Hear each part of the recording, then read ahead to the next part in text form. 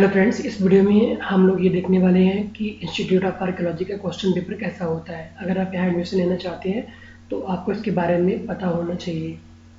पिछली बार क्या हुआ था कि एग्ज़ाम जो है नहीं हुआ था कोविड की वजह से, तो इंटरव्यू बेस्ड पे हो गया था और सिर्फ मेरिट बेस्ड पे हुआ था। तो हो सकता है इस बार फिर से जो है कि एग्ज़ाम बेस्ड पे हो जाए, तो आपके लिए क्वेश्चन बहुत इंपॉर्टेंट हो जाएगा। ओके, सो हम देखते हैं सबसे पहले कि यहाँ पे लिखा है भारतीय पुरातत्व सर्वेक्षण, मीन्स ये एएसआई का है, ठीक है, इंस्टीट्यूट ऑफ आर्कियोलॉजी।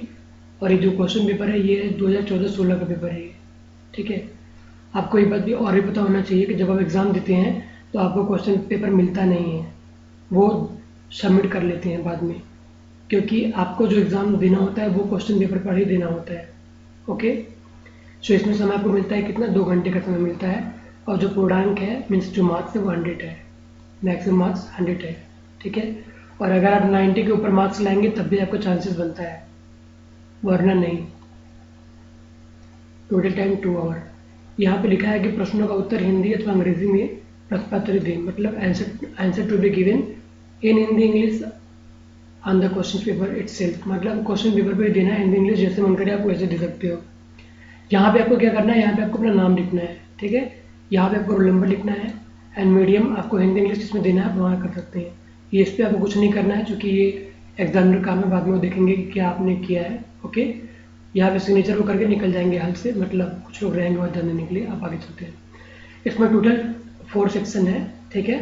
और एक सेक्शन इसमें जो है कि 20 अंक का है, ठीक है। जो पहला सेक्शन है, सेक्शन ए, 20 अंक का है, मीन्स 20 मार्क्स का है।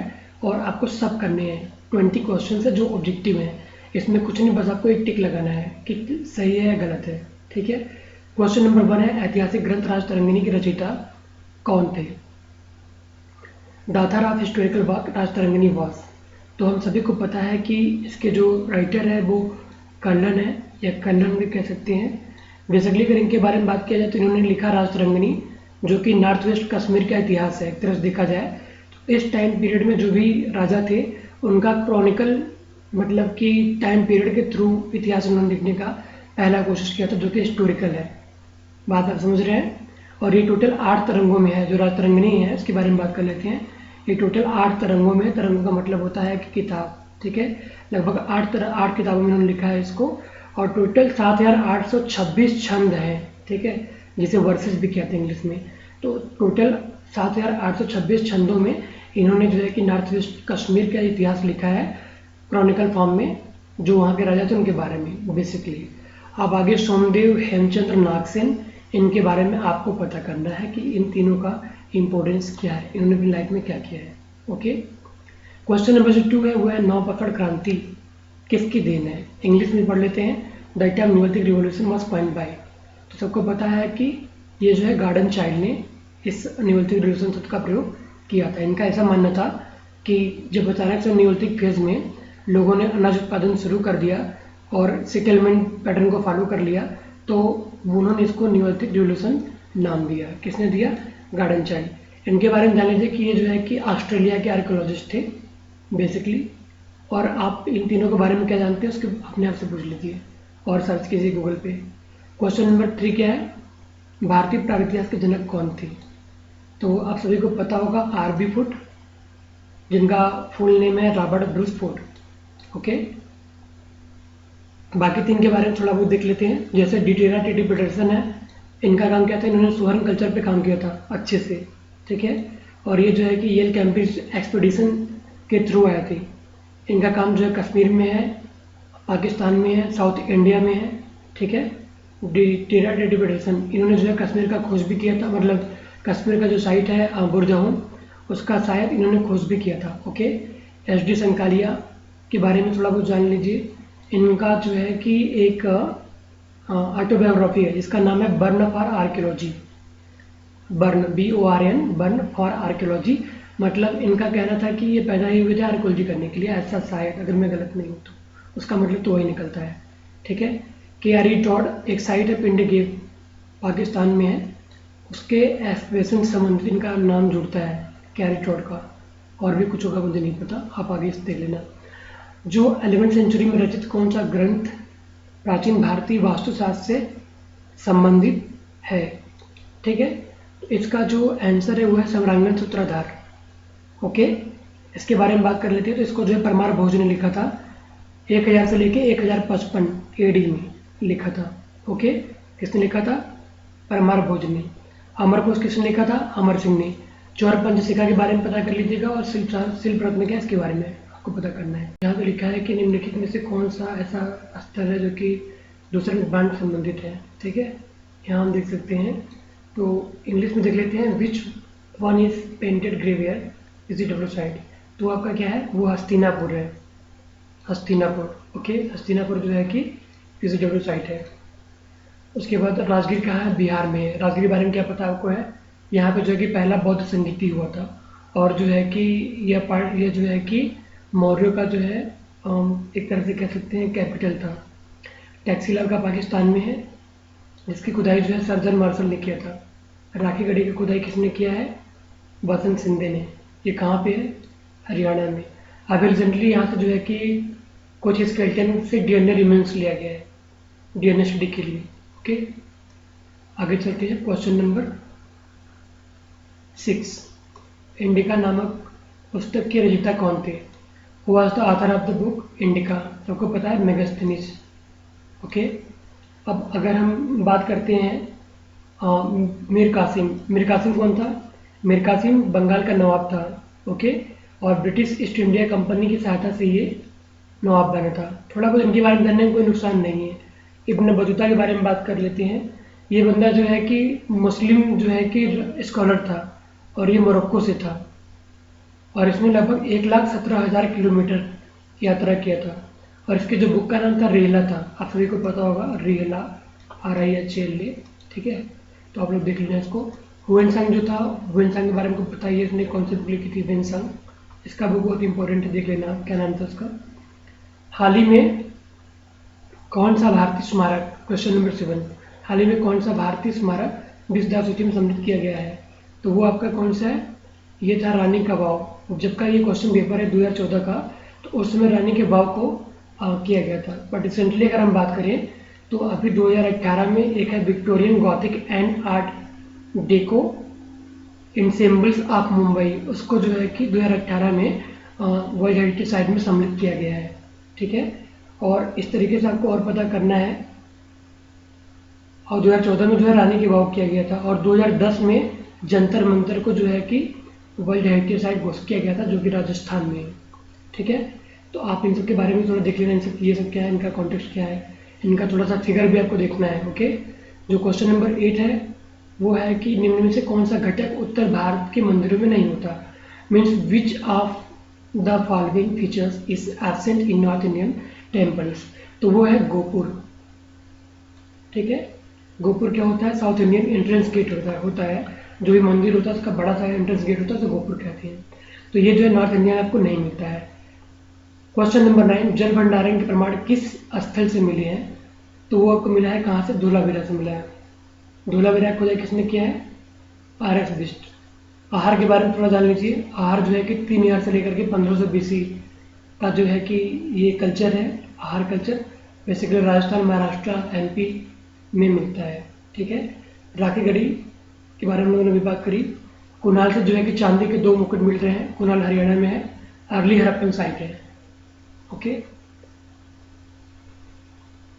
क्वेश्चन नंबर जो 10 है वो ये है कि अमीर खुसरो किसके काल में थे? तो वैसे तो अमीर खुसरो जो है कि अलाउद्दीन खिलजी के दरबारी पोएट थे। ठीक है, लेकिन ये आते हैं बलबन के टाइम में। अब बलबन का संबंध किस पीरियड से आप पता कर लीजिएगा, तुगलक पीरियड से या किस पीरियड से। जबकि अमीर खुसरो ने अपने टाइम में लगभग 8 सुल्तानों को देखा था, अमीर खुसरो ने। ओके, तो आप अमीर खुसरो के बारे में पता कर लेना, क्योंकि इन्होंने जो है कि हिंदी का बहुत ज़्यादा प्रयोग किया था और इन्होंने फारसी का भी काफ़ी यूज़ किया था। और इन्हें जो है कि पैरट ऑफ इंडिया कहा जाता है, मीन्स हिंद तोता हिंद कहा जाता है अमीर खुसरो को। तो ये जो है कि बहुत इंपॉर्टेंट इस प्रकार से आप क्लियर रहते हैं, इनके बारे में और आप जान लीजिए। क्वेश्चन नंबर 11, आधुनिक मानव का जो वैज्ञानिक नाम क्या है? Zoological name of the modern man? तो वो है Homo sapiens. Okay, Homo habilis कौन सा था? ये पहला मानव था जिसने जो है स्टोन टूल बनाए थे, ऐसा अभी तक माना जा रहा था। ठीक है, एंड होमो इरेक्टस के बारे में आपको पता ही है, 1.8 मिलियन मतलब 18 लाख साल पहले जो है कि हर जगह मौजूद था। रामापिथेकस आपको पता है कि ये एक तरह का बंदर ही था, ठीक है, जो कि लगभग 10 से 12 करोड़ साल पहले मौजूद था, रामापिथेकस। क्वेश्चन नंबर 12, ब्राह्मी लिपि सबसे पहले किसने पढ़ी थी? Who deciphered the Brahmi script? तो आप सभी को पता होगा कि जेम्स प्रिंसेप ने ब्राह्मी लिपि को 1837 में पढ़ा था। तो इन्होंने सिर्फ ब्राह्मी को ही नहीं बल्कि इन्होंने खरोष्टी को भी पढ़ा था। ओके, उसके बाद हम देख लेते हैं कि विलियम जोन्स के बारे में थोड़ा बहुत। विलियम जोन्स कौन है? विलियम जोन्स जो है कि एक तरह के जज थे, ये जो है कलकत्ता में आए हुए थे और इन्होंने जो है कि एशियाटिक सोसाइटी ऑफ बंगाल का स्थापना किया था 1784 में। ओके, जो अलेक्जेंडर कनिंघम है, ये जो फादर ऑफ आर्कियोलॉजी माने जाते हैं, अलेक्जेंडर कनिंघम। लेकिन जब हम फादर ऑफ प्रेस्ट्री की बात करते हैं तो आरबी फूड रहते हैं, कितना जनती का Robert Bruce Foote, father of prehistory. और father of archaeology Alexander Cunningham. Sir Mortimer Wheeler के बारे में आपको पता ही होगा, हड़प्पा खुदाई में शायद इनका कंट्रीब्यूशन है और जो है कि इन्होंने 3D पद्धति का जो है कि मेजरमेंट का इधर इंडिया में यूज़ किया था, 3D एक्सप्रेशन मेथड में इन्होंने काम किया था और ये काफ़ी लेवल के व्यक्ति है, इनके बारे में थोड़ा सा पढ़ लेंगे तो अच्छा रहेगा। जो क्वेश्चन नंबर 13 है, क्वेश्चन नंबर 13 है, किस शासक ने अपनी राजधानी दिल्ली से दौलताबाद स्थानांतरित की थी? ओके, तो वो जो शासक है वो है मोहम्मद बिन तुगलक, जिसने अपनी राजधानी दिल्ली से दौलताबाद स्थानांतरित किया था। और कब किया था? 1327 ईस्वी में दिल्ली से दौलताबाद। और जो दौलताबाद है इसका जो है पहले का नाम जो है देवगिरी था और ये महाराष्ट्र का इलाका था। ओके, दौलताबाद, इसके बारे में बात कर रहे हैं, दौलताबाद के बारे में कि जो दौलताबाद है इसके बारे में बात कर रहे थे कि ये पहले इसका नाम देवगिरी था जो कि महाराष्ट्र का एरिया था। मोहम्मद बिन तुगलक के बारे में कहा जाता है कि वो संघी व्यक्ति था, रक्त पिपासु भी था और अधर्मी भी था और विद्वान भी था। ये मोहम्मद बिन तुगलक के बारे में इसके कंटेम्प्रेरी लोगों ने कहा है। क्वेश्चन नंबर 14, राशि अंकित सिक्के किसने जारी किए थे? तो इसका आंसर है हु हैड इश्यूड जोड़ी कॉइन्स, तो जहांगीर ने जारी किया था। जहांगीर के बारे में आपको पता होगा कि जहांगीर का जो काल है वो कला के लिए बहुत इंपॉर्टेंट माना है, कला के लिए। बाकी अकबर के बारे में आपको पता ही होगा कि अकबर ने जो है कि बेसिकली अकबर ने जितने भी काम किए थे उसमें मैक्सिमम काम हिंदू मुस्लिम को एक करने के लिए किया गया था। जैसे इन्होंने दीन इलाही चलाया था जिससे कि हिंदू मुस्लिम में जो है कि उतनी कट्टरता न रहे, लोग करीब रहें। और आपको पता होना चाहिए कि अकबर ने जो सिक्के चलाए थे उस पर राम सिया का अंकन मिलता है, राम और सीता का डिपिक्शन पूरा मिलता है, चित्र मिलता है। ओके, राणा कुंभा के बारे में पता होगा। राणा कुंभा जो है कि राजस्थान के मेवाड़ के राजा थे जो कि बहुत फेमस है राजा थे। इन्होंने बेसिकली काम क्या किया था कि जो मुसलमान रूलर थे उनको इन्होंने हराया था उनकी जगहों पे और इन्होंने एक बिजनेस टीम का स्थापना किया था जिसके लिए फेमस है। चंद्रगुप्त के बारे में आपको पता है, गुप्ता पीरियड के किंग है जिन्हें विक्रमादित्य नाम से भी शायद जाना जाता है, लेकिन ये चंद्रगुप्त सिर्फ ये फर्स्ट है, सेकेंड नहीं है। ओके, तो आगे हम देखते हैं। जो क्वेश्चन नंबर 15 है वो है कि सम्राट अकबर ने अपनी राजधानी कहाँ बनाई थी? नई राजधानी की बात कर रहे हैं। The new capital built by emperor Akbar, तो वो था आपका क्या था? फतेहपुर सीकरी। फतेहपुर सीकरी कहाँ है? यूपी में है। ओके, फतेहपुर सीकरी जो है आपका वो यूपी में है। इसे जो है कि सम्राट अकबर के सपनों की राजधानी भी कही जाती है, फतेहपुर सीकरी की अगर हम बात कर ले तो। और अकबर का जो पूरा नाम है वो मोहम्मद जलालुद्दीन अकबर है। 1571 में इसको बसाया था। और फतेहपुर सीकरी जो है कि मुस्लिम वास्तुकला का सबसे अच्छा उदाहरण है। 1571 से लेकर 1585 तक ये जो है कि इंडिया का कैपिटल रहा है सम्राट अकबर के टाइम में। क्वेश्चन नंबर जो 16 है वो है कि उदयगिरी और खंडगिरी गुफाएं हैं। उदयगिरी और खंडगिरी के बारे में अगर हम बात कर लें तो ये गुफाएं हैं बेसिकली उड़ीसा में, भुवनेश्वर में। ओके, और ये किसके अंडर बनाई गई थी? ये बनाई गई थी जो है खारवेल जो किंग था 1st and 2nd century BC, उसके टाइम पीरियड में बनाई गई थी। तो ये क्या है? ये बेसिकली जो है कि सैलोकिड जैन गुफाएं हैं। ओके, जैन प्राकृत शेल्टर्स हैं। क्योंकि आपको पता होगा कि जो है कि ये जो खारवेल था ये जैन ही था, ठीक है। तो इसने इसके टाइम बनाया गया था उदयगिरी में टोटल जो है कि 18 केव है। अगर हम उदयगिरी बात करें तो 18 है, 18 केव है।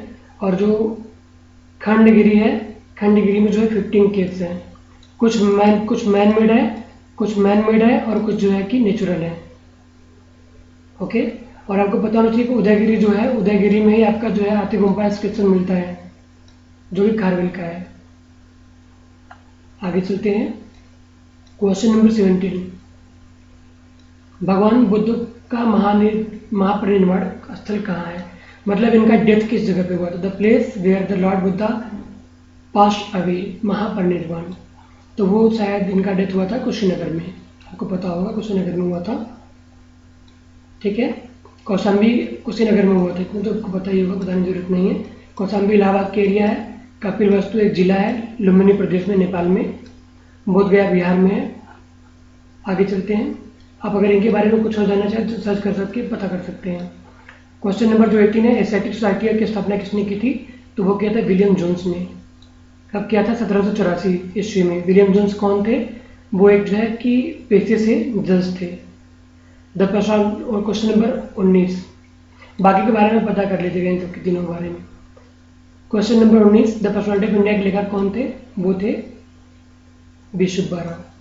The personality of India, B Subbarao. ये जो 3 राइटर हैं, इन्होंने कौन कौन सी किताब लिखी है आप पता कर लीजिएगा इनके बारे में, आपको करना है। क्वेश्चन नंबर 20, कहाँ से मूर्ति कला के लिए प्रसिद्ध है? वो है आपका चोला पीरियड। कहाँ से मूर्ति कला के लिए फेमस है? चोला पीरियड। Question number 20। आगे चलते हैं। जो अनुभाग बी है, सेक्शन बी आ गया। चूँकि मैंने बोला था कि टोटल 4 सेक्शन है, ये जो है 14 मार्क्स का है। इसमें आपको क्या करना है कि टोटल 4 क्वेश्चन दिए गए हैं इसमें। Right short note on any 3 of the following. 4 दिए गए, 3 पे आपको नोट्स लिखना है। जैसे अंडर वाटर आर्कोलॉजी है, ब्राह्मी स्क्रिप्ट है, एम ऑफ आर्कोलॉजी है, आर्कोलॉजिकल म्यूजियम है। इन चारों का अगर हम देखें तो आप इनके बारे में अच्छे से जानिए। कैसे? जैसे अंडर वाटर आर्कोलॉजी है तो आप पता करिए लैंडस्केप आर्कोलॉजी में क्या होता है। मैराइन आर्कोलॉजी भी अंडर वाटर आर्कोलॉजी कहते हैं, ठीक है। हो सकता है नाम बदल के दे दिए। लैंडस्केप आर्कोलॉजी हो गया, एथनो आर्कोलॉजी हो गया, पब्लिक आर्कोलॉजी हो गया, बैटलफील्ड आर्कोलॉजी हो गया। इस तरीके से चीज़ें चलती रहती हैं, तो आपका काम है पता करना। ब्राह्मी स्क्रिप्ट अगर आपको पता है तो खरोष्टी स्क्रिप्ट बारे में पढ़ लीजिए, और जो है कि सिद्ध मातृका लिपि के बारे में पढ़ लीजिए, कुटिल लिपि के बारे में पढ़ लीजिए। एम्स ऑफ आर्कियोलॉजी, मतलब आर्कियोलॉजी का उद्देश्य क्या है? तो ये क्वेश्चन इंपॉर्टेंट रहता है, चूँकि आप आर्कियोलॉजी के स्टूडेंट बनने जा रहे हैं तो आपको पता तो होना चाहिए कि आर्कियोलॉजी में होता क्या है। बेसिकली इसमें यही होता है कि जो इंसान है, हम इंसानों की लाइफ को ट्रेस करते हैं कि आज से 1000 साल पहले या 1 लाख साल पहले या 2 लाख साल पहले इनकी लाइफ स्टाइल में क्या था क्या नहीं था। यही आर्कियोलॉजी का है। अब उसको जैसे आप डिफाइन कर सकें। क्वेश्चन नंबर जो ऑप्शन 4 है वो है पुरातात्विक संग्रहालय। आर्कियोलॉजिकल म्यूजियम का बहुत इंपॉर्टेंस है, क्योंकि जो भी चीज़ें आप एक्सपेक्ट करते हो उसको प्रिजर्व करना ही बहुत ज़रूरी है। तो ये हो गया आपका क्वेश्चन नंबर 1, मतलब क्लियर हो गया ये सेक्शन बी का। तो हम आगे हैं जो है क्वेश्चन नंबर 2 देखते हैं कि क्वेश्चन नंबर 2 में किस तरह क्वेश्चन पूछे गए हैं। तो इसके पहले हमने बात कर लिया था अंतर्जलीय पुरातत्व के बारे में, under water archaeology, Brahmi script, aim of archaeology, archaeological museum. इसके बारे में आप जितना अच्छे से पढ़ सकते हैं, लिख सकते हैं, प्रैक्टिस कर लीजिए, क्योंकि क्वेश्चंस जो है रिपीट होते हैं। ये मैं आपको बता दूं कि 2014-16 का पेपर है, ये 2019 में लगभग 90% क्वेश्चन रिपीट किए गए थे। बात समझ रहे हैं आप? आगे हम देखते हैं जो क्वेश्चन नंबर 2 है, इसमें ये है कि इसमें आपको 3 के बाद 3 पर लिखना है, ठीक है। टोटल 4 दिए गए हैं, आपको 3 में डिफरेंस लिखना है, इन दोनों के बीच में डिफरेंस क्या है। जैसे absolute dating and relative dating में क्या अंतर, इसके बारे में दिया गया है। निरपेक्ष एवं सापेक्ष स्थिति में अंतर, ओके। ये क्वेश्चन बहुत इंपॉर्टेंट है, आर्कियोलॉजी कोई भी एग्जाम दोगे आपको ये आना ही आना है, ठीक है। डेटिंग के बारे में तो क्वेश्चन बनना ही बनना है। चैत्य और बिहार में क्या अंतर है, इसके बारे में दे सकता है, आपको पढ़ना है कि चैत्य बिहार में क्या अंतर होता है, नियोलिथिक और चारकोलिथिक में क्या अंतर होता है। मॉस्क एंड चर्च के बारे में, मीन्स मस्जिद और गिरजाघर में क्या अंतर होता है, ठीक है। ये क्वेश्चन भी 2019 में रिपीट किया गया था, चैत्य बिहार में रिपीट किया गया था, ठीक है। और ये भी सिर्फ नियोलिथिक चारकोलिथिक हटा करके जो है मेसोलिथिक को छोड़ दिया गया था। तो आपको क्या करना है कि इसको तो पढ़ना है, इनके साथ इन पे जो क्वेश्चन बन सकते हैं उसको भी आपको पढ़ना है, ओके। तो क्वेश्चन नंबर 2 भी आपका इधर खत्म हो गया। ये हम सेक्शन किस में थे, हम अभी सेक्शन बी में बात कर रहे हैं। सेक्शन 1 में 20 क्वेश्चन थे, सेक्शन बी में 2 क्वेश्चन है, अब सेक्शन सी आ गया, ओके। सेक्शन सी में भी 20 क्वेश्चन है, सॉरी 20 मार्क्स का क्वेश्चन है। इसमें टोटल 6 चित्र हैं, ठीक है। कितने? 6 हैं, जिनमें से 4 की पहचान करते हुए वर्णन करें। मतलब 4 को आप पहचानो, उसके बारे में लिखो, जितना लिख सकते हो। तो आप इसको पहचान सकते हो इजली कि सांची का स्तूप है, ये जो है अजंता केव का पद्म पानी है, इनके बारे में जो पता आप लिख सकते हो, ठीक है। और ये पद्म पानी ही शायद है, शायद वही है। और ये जो है कि आपका मोहनजोदारो से मिला हुआ पृष्ठ है। तो आप जितना पहचान सकते हो, इसका मतलब ये चाहते हैं कि आप फिगर्स को देखो, उनको पहचानो। ये आपका बाहुबली का मूर्ति है, जो कि राजस्थान में शायद है, ये कर्नाटका में है, चामुंड राय के द्वारा बनाया गया है। ये जो गंगा डायनेस्टी ने इसको बनवाया था, ठीक है। बाहुबली शायद अजीतनाथ के पुत्र हैं या ऋषभदेव के पुत्र हैं, सॉरी ऋषभदेव के पुत्र हैं, हाँ।